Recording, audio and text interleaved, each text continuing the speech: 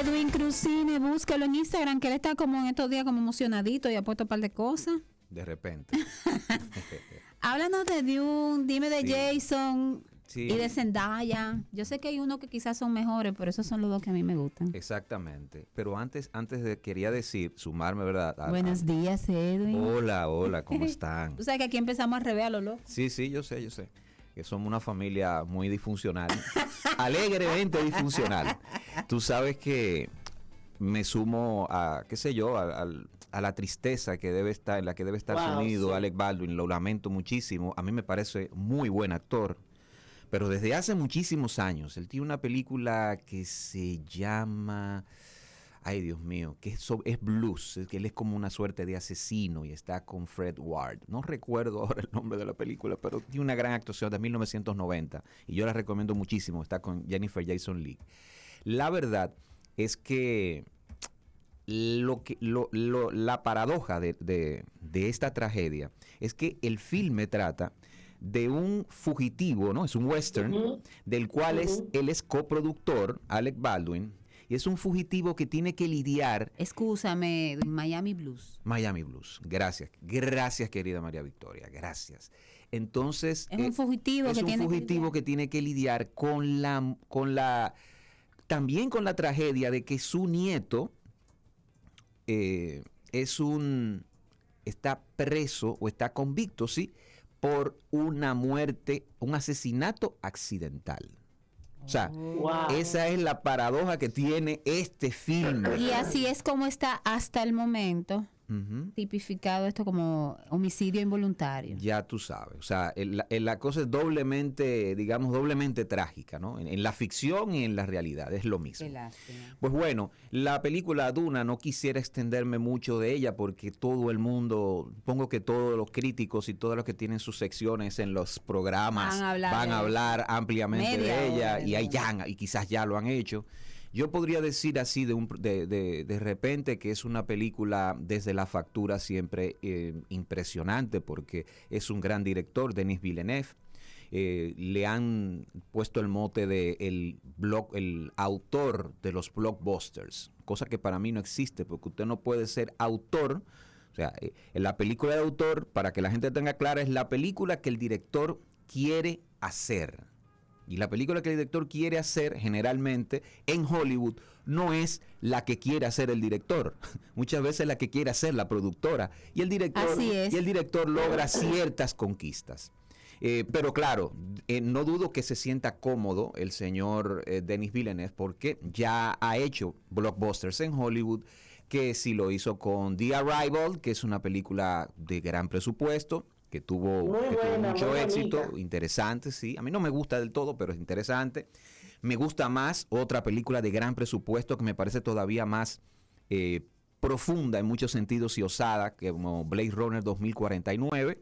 Ay, a mí sí me gustó. Digamos, esa continuación de Blade Runner, la de 1982, y que lamentablemente corrió la misma suerte de que no tuvo un éxito a nivel de taquilla, pero es una película para mí fabulosa y que tiene momentos y que tiene intensidad todavía más destacables que esta Duna. Esta Duna creo que a nivel de factura, como dije, es interesantísimo. Es una épica, como ya nos tiene acostumbrados Denis Villeneuve, pero es un poco más de lo mismo, ¿no? Una pregunta. Transita siempre el camino del héroe y aburre un poco hasta cierto punto. ¿Cómo es? ¿En qué se parece y en qué se diferencia la otra Duna? Porque la otra Duna era un poco larga también, un poco lenta. 2 horas 35 minutos. Esta es larguísima también. Esta dura tres días. Es una película muy... Bueno, yo creo que sí, esta película tiene un poco más de ritmo que la de David Lynch. Duna de David Lynch es quizás su peor película, o sea, de eso no hay ninguna duda. Del maestro David Lynch ese es su peor filme, lamentablemente. Y aquí es básicamente lo mismo, basado en esa novela de Frank Herbert, que sí, el planeta Arrakis, que es, digamos, un planeta que es una duna, también le dicen duna porque es un desierto inmenso, y que por sus recursos y por su riqueza se arma una suerte de guerra interestelar. Y hay un muchacho que es, digamos, el predestinado a regir los destinos de Arrakis y a defender a su gente. Y es el despertar de ese héroe. Creo que es más de lo mismo en muchos sentidos, como que muy pomposa para hacer más de lo mismo. Yo lo podría quizás resumir en una crítica que hizo Jorge Luis Borges, porque Jorge Luis Borges un tiempo fue crítico de cine. Ya tú sabes. Y él hizo una crítica de Ciudadano Kane, y yo creo que estas líneas finales como que van perfectamente con Duna. Adolece de gigantismo, de pedantería, de tedio. No es inteligente, es genial. Pero oigan esto, genial en el sentido más nocturno y más alemán de esta mala palabra. De esta mala palabra. O sea, genial en un sentido malo. Entonces yo creo que esta película tiene eso. Dicho esto, véanla, ¿verdad? Siempre les digo que los invito a las salas de cine para que, ¿verdad? Iniciemos un debate y para que me contradigan o que, no sé, y si quieren colegir cosas, perfecto. Hay otra película, hay dos películas dominicanas que creo que esas son las que tenemos que concentrarnos un poquito más. Se estrenaron ayer Carta Blanca. Ayer fue. Sí, Carta Blanca. Carta Blanca y El Blanco. Y El Blanco. Entonces, Carta Blanca es el estreno quizás más comercial, uno de los del cine más comercial del año. Es del segundo filme de Pedro Urrutia. Ahora mismo no recuerdo si él hace la fotografía o si se ayuda con alguien más. Eso no lo recuerdo. Yo sé que él la escribió, la dirigió y me parece que también participó en el montaje del filme. Yo no recuerdo quién hizo la fotografía, si él la hizo o qué.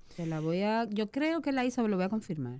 Bueno, el problema de esta película es que tiene si hay ritmos, ¿verdad? Si el ritmo es bueno en el cine, esto está excesivamente rítmica. O sea, está encendida, como un dembow. ¿Tú la viste ya? Sí, yo la vi. Okay. Es como un dembow, exacto. No para. Te mantiene alerta. Sí, pero sobre Podríamos alerta. decir. Pero sobre alerta. Pero mucho. Sí. Pero no hay mucho en toda historia que tú cuentas, tú tienes que parar y arrancar, subir y bajar. Entonces, cuando para, hay exceso de música. Y en lo formal te podría decir que en la fotografía hay cosas que no me parecen que están muy claras. Incluso en términos de eje, en términos no solamente de eje, digo de la fotografía. O sea, de la composición inclusive. Okay. Me parece que hay ciertos problemas incluso con los focos. Y creo que ahí eso habría de evaluarlo. ¿Un esquema? No creo. Suerte que yo estuve en la premier con dos amigos que precisamente son fotógrafos y también han incursionado, ¿no?, en la fotografía de cortometrajes, y me aclararon eso. Y porque yo lo vi, o sea, yo acusé eso, yo, pero aquí hay un problema de foco, ¿no? Y me explicaron, sí, mira, aquí este punto no tiene razón para estar desenfocado. Y entonces, porque por eso yo te preguntaba, porque a veces es a propósito, es parte de la historia. La película, entonces, lo que te digo, tiene demasiado ruido, ¿no? No te permite asirla. Y yo no voy a hablar de la historia porque ahí creo que es el problema más grande que tiene el filme. Tú no entiendes lo que está pasando. Los conflictos no están bien presentados, Más allá de que hay alguna que otra actuación que va salvando las cosas, sobre todo Pepe Sierra, que es el protagonista, y yo diría que es el primer protagónico de Pepe Sierra, nada sorpresivo. Pepe Sierra es un actorazo. Siempre está bien. Y donde tú pongas a Pepe Sierra, él no va a quedar mal. Porque ese es un mérito, ¿no? Es un mérito, pero es mérito propio. Pepe Sierra, eres Perry de los Perry. Es un actorazo y yo siempre, cada vez que hablo de él, siempre digo maravillas, porque es un maravilloso actor. Él es como porque eso es lo que hay que decir. Él es como nuestro Philip Seymour Hoffman. Es una fuerza. Es verdad. Lo digo honestamente. Espérate, él es una fuerza de la naturaleza. Dilo de nuevo. ¿Qué es lo que tú dices de Pepe Sierra? Es como nuestro Philip Seymour Hoffman. Es una fuerza de la naturaleza. Es un actor como que, mira, apagamos la cámara y Pepe Sierra se puede beber un café y sigue hablando contigo como nada. El acción, volvió al personaje, volvió el demonio. El demonio que tiene que ser en esa escena, ¿no? Eso es Pepe Sierra. Amar. Magistral. Quizás es por mucho lo mejor que tiene, Carta Blanca. Es una película que habla hace una denuncia policial. Exacto, me puse a buscar los créditos. El mismo Pedro podría ser, no lo sé. Podría ser. Bueno, si Robertico lo hace. El punto es que la película entonces... No, Robertico no es director de fotografía, director de la película. O sea, él pero actúa, no dirige y se pastilla y hace cosas. No, pero orquesta, pero no hace fotografía. Pero él no ha llegado a director de fotografía. Todavía, no se ha pero ascendido. dale 3 meses. Él todavía no se ha ascendido a esa posición. El punto es que... Ya, lo que es haters son ustedes. No. Wow. Oye, ella le encanta este terreno. Yo siento que Robertico gestiona sus proyectos y él dice, le voy a dar para allá y quiero hacer esta película y tengo el dinero para hacerla y la hago, more. Yo no sé si lo he dicho aquí, pero Robertico va a ser... Una máquina de trabajar. Robertico va a hacer materia de estudio en las universidades. Sí, lo digo honestamente, yo creo que sí. Y yo no lo digo y no lo estoy diciendo de mentira. Estoy diciendo Suerte que hay una va a cámara ser que te ve. materia de estudio. Pero no te vayas sin decirme por qué, por favor. Pero mi amor, él es un modelo de negocios, es un fenómeno de trabajo. Él es Perry. Es una persona que autogestiona sus proyectos a su ritmo, película en 6 meses, ¡ya! A su estilo. Sí, en 6 meses, 4 películas. O sea, y yo... Pero, señores, eso es y una en serio, película ¿verdad? sale ayer alguien me decía, ay, porque en la película no sé qué, en el 2018 fue que sale. Digo, así es que son las películas. La realidad es esa. En las películas que tardan 2 años. Yo creo que aquí mismo era que yo estaba contando que trabajé en una película y había una escena que estaba en veremos si la vamos a repetir o no. Y yo duré 1 año y medio con el mismo color y corte de pelo, esperando a ver si la escena se iba a hacer o no se iba a hacer. Y efectivamente se repitió. Qué cosa, ¿eh? Claro. Entonces, es como que, sí, así como se trabaja una película cuando tú quieres hacer algo de calidad. Con un cierto esquema, porque la gente tiene sus esquemas. Y coherencia y todo eso.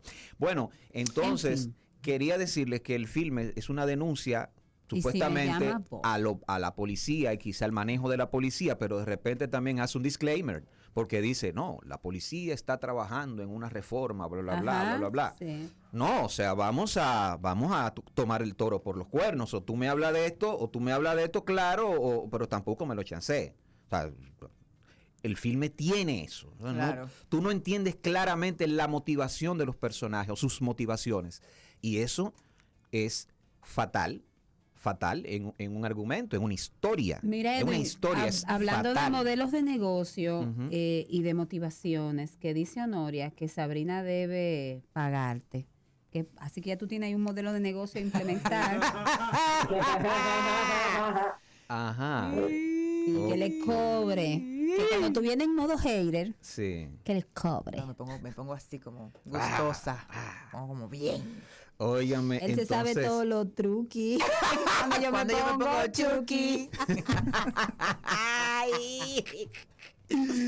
Óigame, y esta película, nada, vayan a verla. ¿eh? Sí, hay que ir a Cine dominicano y tienen que verla. Hay que ir a ver. Sí, que nos quejamos mucho, hablamos mucho de disparate, que no queremos ver comedia, que ya estamos hartos, que queremos otras cosas. Nos ponen la vaina, pero no vamos al cine entonces a verlo. Los que quieren cine de acción, cine comercial, pues ahí tienen la película, vayan a verla y hagan su propio juicio de valor. La otra película es El Blanco. Es el segundo largometraje de Alejandro Andújar. Estuvo en 2017 con El Hombre que Cuida, protagonizada por Héctor Aníbal. Muy buena actuación de Héctor Aníbal. Una película que me parecía muy, muy interesante, sobre todo en sus 2 primeros actos. Creo que en el último ahí hay cosas que no se justificaban un tanto con respecto a lo que habíamos visto. Y El Blanco, es un paso de avance dentro de su propia filmografía. Es mejor película, para mi gusto, que El Hombre que Cuida. Y es verdad, y El Hombre que Cuida no fue una mala película. No es mala película, no. Y esta es mejor película en el sentido sobre todo también del planteamiento visual, de la composición y del diseño artístico. ¿De qué se trata El Blanco? Se trata de una mujer en una zona agreste, en un campo. Como rural, ajá. En un campo, exacto, rural, y ella, digamos que quiere salir del yugo de su papá, que es un tipo, terrible, y él la vende prácticamente. La casa. Sí, sí, pero es vendida. Sí, yo sé, Sí, pero exacto, para que ella entienda que no es literal. Sí, la casa con un blanco, un tipo italiano, que en este caso es la chica protagonista es Judith Rodríguez.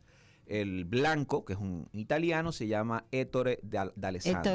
Ettore D'Alessandro, que fue el protagonista y productor, que también lo es de esta película, protagonista y productor de Samba, del año 2017.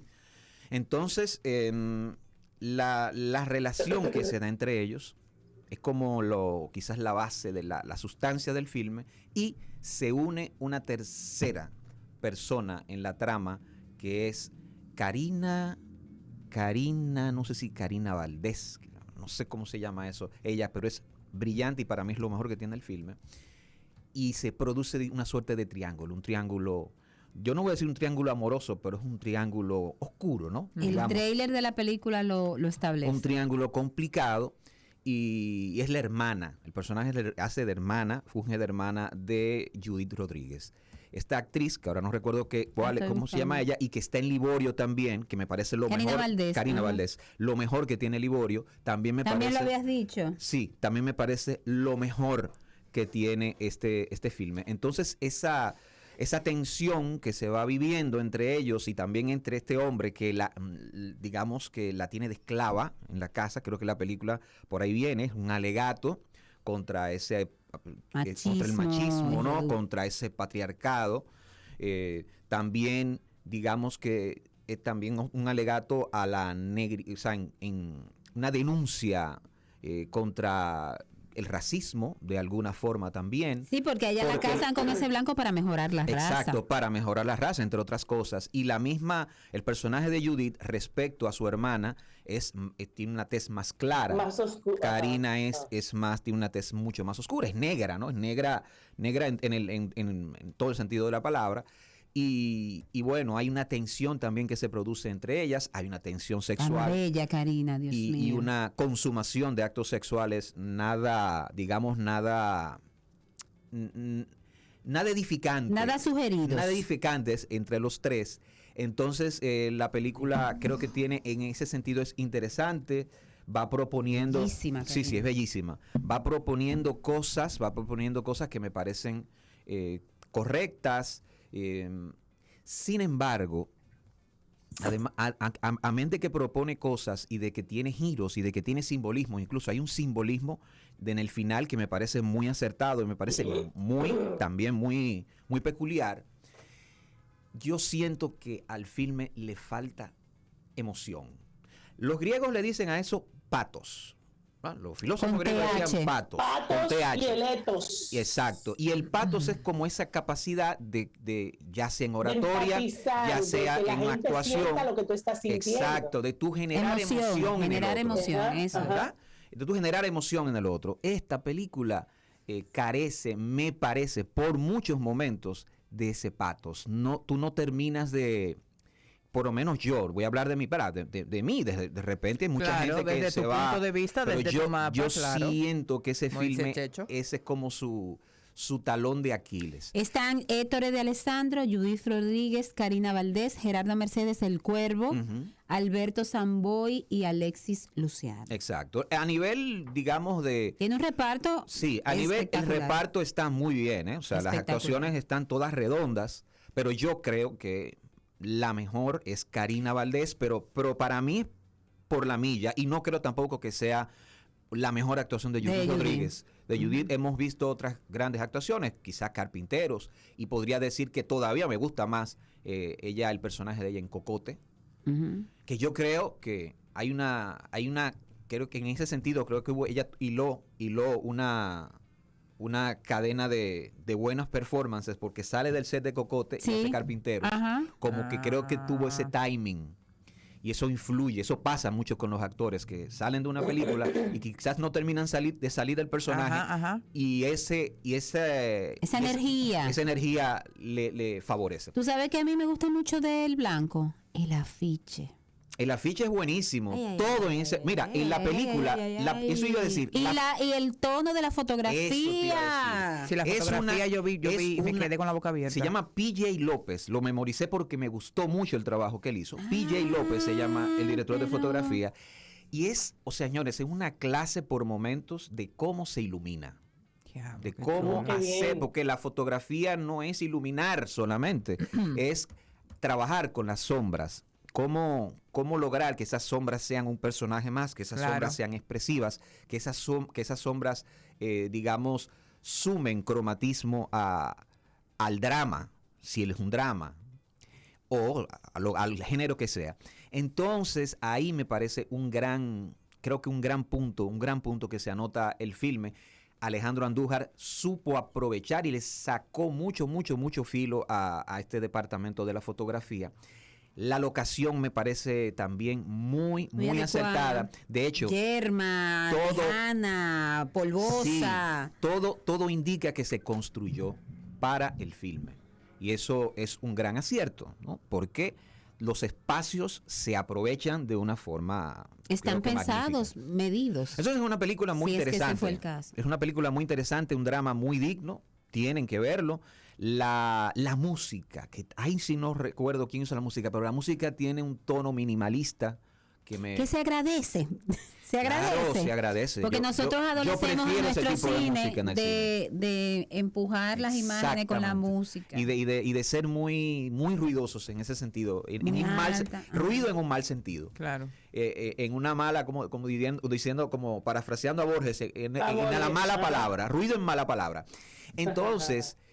también les quería decir que hay algo que me sigue, que creo que yo no sé si esa es responsabilidad del director. Uno se lo indica al director porque ya sale en la película, ¿no? Pero yo no sé si es responsabilidad de un continuista o de los coaches, pero cosas que no entiendo. El personaje de Judith Rodríguez empieza hablando con un acento cibaeño, pero de repente bota el acento. Ay, que se casó con un italiano, Mario. De repente bota el acento. Él me ignora y habla completamente. No, es que bota el acento y habla como que es de la capital. Pero su papá es sureño. Sí. De repente vuelve al Cibao, pero otra vez vuelve a la capital. Hay jergas. La película aparentemente se ambienta, aunque no dice la época, pero por lo que uno ve con la vestimenta y esto, aparenta una época que tiene que ser años 60, quizás 70. Principio de los 70, uno más o menos infiere eso. Y hay un motivo que es interesante, pero yo no sé si en un campo, con las limitaciones que tiene un campo, y más en esa época, hay una canción que es Sabor a mí. Sabor a mí, yo no sé, yo creo que podría ser más de un ambiente citadino. Y se canta mucho ahí. Que tú esperabas como un merenguito o una bachata de arrabal, un bachatón arrabalero. Claro, una bachata de arrabal, porque la bachata en ese entonces sí era de arrabal de verdad. Alambre púa. Aquí el que oía bachata en los 80 todavía le decían chopo o chopa. Sí, es verdad. No me gusta usar esa palabra, la odio. Sí, pero hay gente que la lleva bien. Ah, sí. No, y le encanta decirla. Pero la verdad que era... A mí me cuesta decir. Tú sabes que a mí me cuesta, Edwin, decirlo, pero digo, mira, que hay gente que insiste en llevarla con altura. Sí. Referirse a Rosalía. Con altura. Verdad, una bachatica, man. Entonces, señores, la verdad que es un filme muy digno y tienen que verlo. Esa película sí tienen que verla porque ¿A qué hora vale abre el mucho cine? la pena. ¿A qué hora está abierto el cine? A las 5:30 tú puedes ir. O sea, yo no puedo ir a las 3 de la tarde. Pero hay que chequearla. Hay que chequear la tanda porque está en Fine Arts. Yo no sé si está en otros cines de la cadena. En Miami, en Nueva York. Tú vas hasta las 10 de la mañana tú puedes ir. Quiero un cine que abra más temprano. Había matinés que hacían los cines aquí en los 80, ¿verdad? El cine. Sí, lo que pasa es que no había tanto cable, no había Netflix, claro. Sí, no había... El Lido no había temprano, el Lido. No te sé decir. El Lido sí, el Lido abría Eso temprano. No era 24 horas como la Payán. El Lido tenía una herramienta que decía fuera del aire. ¿Tú te la conoces? ¿Tú sabes cuál es? No. Te la voy a decir fuera del aire. ¿Es verdad? Sí, había una herramienta. Una herramienta una herramienta de acompañamiento. Un puño de bicicleta. Por ahí va. Ay, Dios. Bueno, señores. Nos dice Zaire que ella vio Carta Blanca ayer, que no es crítica de cine, sin embargo está 100% de acuerdo contigo, Edwin. No, es que no hay que ser crítico de cine, señores. Bueno. Además, yo no soy crítico de cine. El crítico de cine aquí murió de verdad. O sea, crítico de cine quedan aquí unos cuantos. El maestro Félix Manuel Lora. Ay, Félix Manuel. Don Armando Almanzar. Don Arturo Rodríguez Fernández. O sea, por mí, mi caso, yo no tengo tiempo ni mucho menos dinero para dedicarme a ser crítico. Yo comento el cine y yo trato de ser... Soy un cinéfilo. Yo digo que yo soy un cinéfilo. Y no, crítico me queda demasiado grande. Además, hay que dominar artes. O sea, hay que ser experto en ópera. Hay que dominar tantas cosas. Hay que ser filósofo. Yo no soy nada de eso. Yo soy uno más. Gracias, Edwin, por traer tu unomanía a Mañanas Latinas. Gracias por acompañarnos. Nos encontramos otra vez el viernes. Así, en otro momentito de cine. Buenos días y buena suerte. Bye bye.